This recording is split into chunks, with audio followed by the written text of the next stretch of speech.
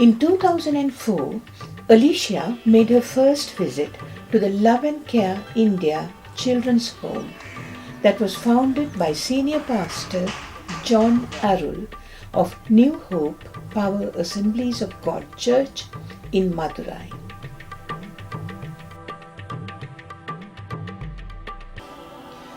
On her subsequent visit, after the tsunami which devastated the Tamil Nadu coast, Alicia was touched with compassion, not only for the children in the home, but also for the plight of the many marginalized people in this society.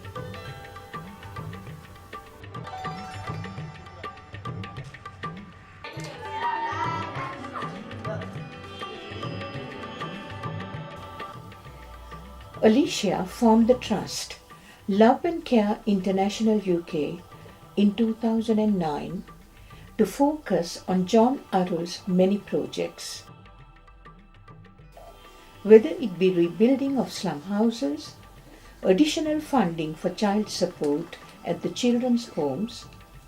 Not all the children are sponsored,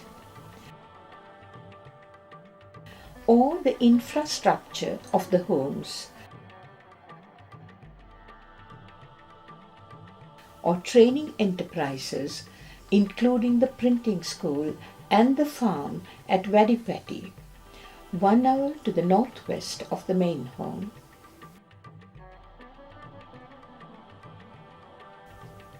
The farm grows coconuts, sapotas and bananas as cash crops, all of which need water that comes from wells sponsored by generous donations from the UK.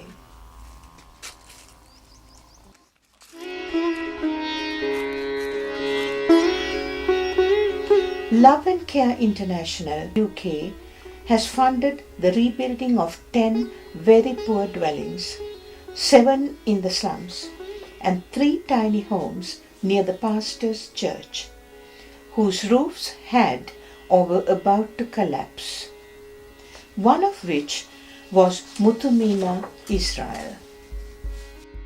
This is Mutumina Israel, who was brought up in the children's home. She has to use a wheelchair to get around, and she lives here with her mother and her brother. When I first saw this house, half of the roof had fallen in, and they were living in a tiny little space that was their kitchen, all 3 of them sleeping on the floor there. That was all they had that was dry.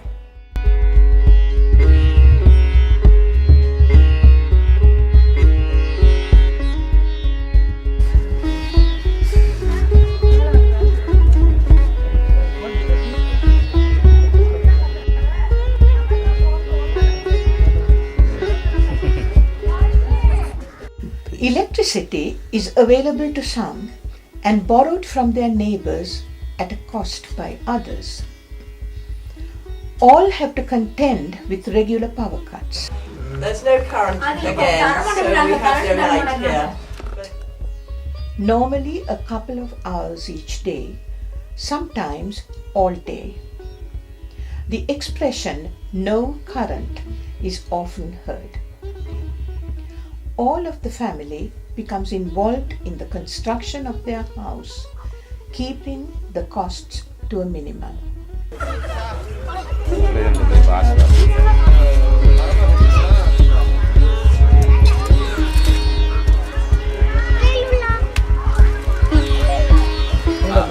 This is Anna Maria World, the newly constructed house.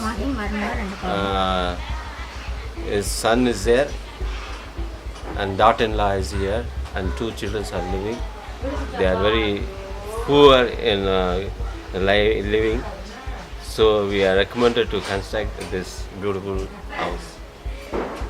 Yes, this is what much of the housing is like in this area. It would be wonderful to be able to build more houses and make more improvements. On the site of the slum, the government provides funding for a nursery, allowing some of their mothers to work, usually as a daily wage worker, receiving a pittance but sufficient to feed her family. The older children are encouraged to attend the government schools.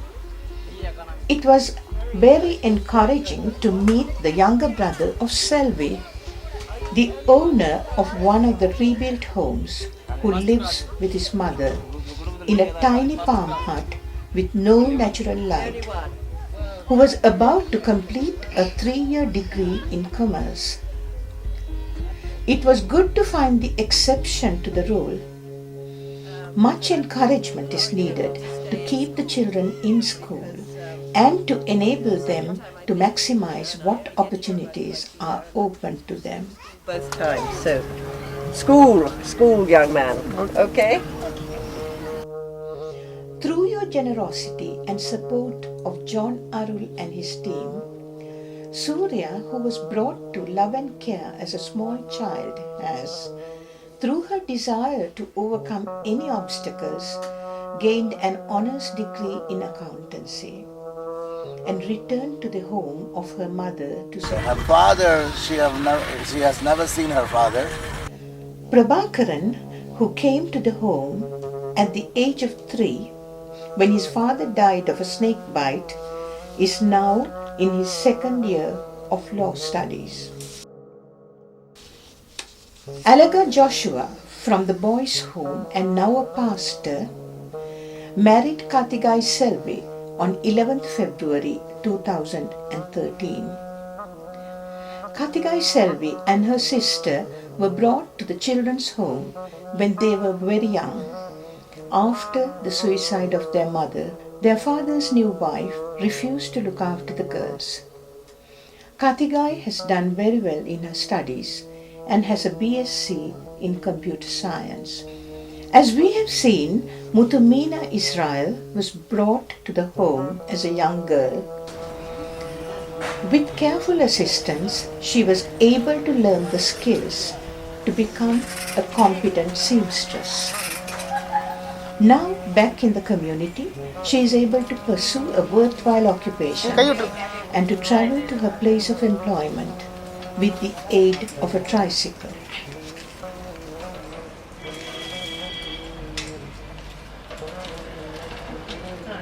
There are many more success stories of young people brought up in the children's home who have gone on to further education and proved that with a bit of help, a lot can be achieved. Each one of the children that are or have been at the children's home want to thank you for helping them to overcome misfortune and tragedy. As do those who now have a house to be proud of. The work has begun and will continue. Your help has been and remains invaluable. Thank you.